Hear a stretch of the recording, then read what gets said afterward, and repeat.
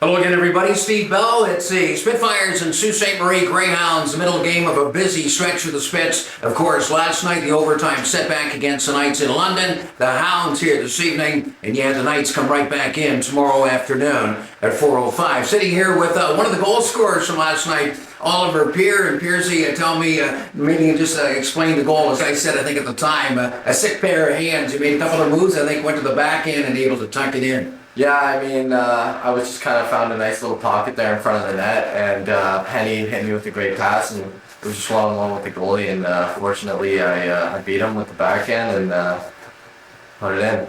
That was quite a game, you guys, down 3-0, but as Coach Savard says all the time, there's no quit in this team until the final buzzer. You guys able to come back and score three in a row in only a span of, I think, 2:01 to tie it and eventually at least get a point and force the overtime.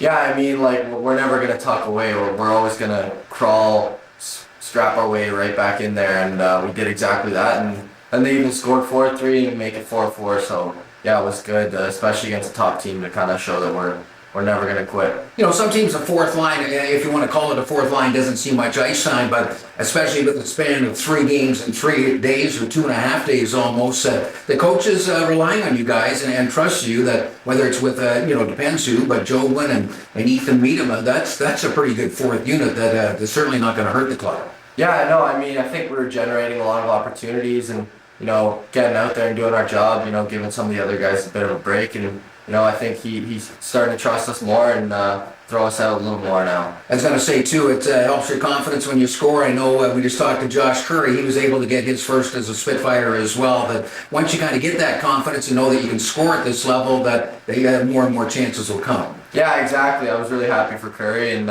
happy for myself. I mean, it was a really good game, fun game to be a part of, and it was just, it was all around a great time. And right back here against the Sioux, another big divisional game tonight against the Greyhounds. And is this one of the biggest differences from even last year playing in Burlington to come here to the OHL with 3 big games like this back to back to back? Yeah, well, I mean, you can never take a night off, and at this league and this level, it's, it doesn't get any easier from here. So, like you said, like another top team, we got to bring it once again, and we're going to do exactly that tonight. Did you surprise even yourself making this club? I mean, I know the kids in the bus will sit around. What round did you go? I went in the 3rd round. I was a first-round pick. That as more of a walk-on and invitee player, that you grabbed the attention. And number one, I think part of the game is skating, and that's one thing that you have. You're a real good skater.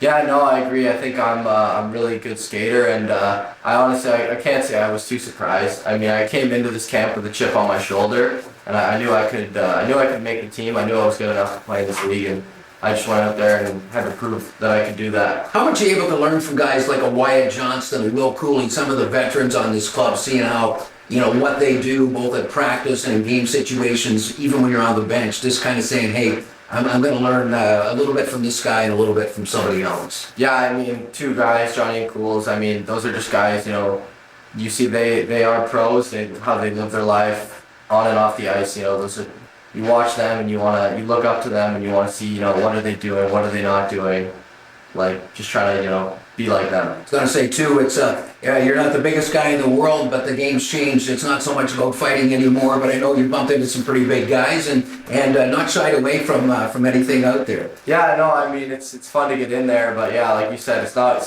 too much about size anymore. I mean, you look at Johnny, he's not the biggest guy, but, I think he's probably one or if not the best player in this league, so, I mean, it's nice to see that, yeah.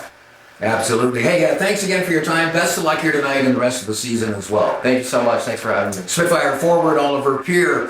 Stay tuned. Of course, tonight it's the Greyhounds and the Spits, and you can follow the Spits on their social media platforms, on the website, and of course right here on AM 800.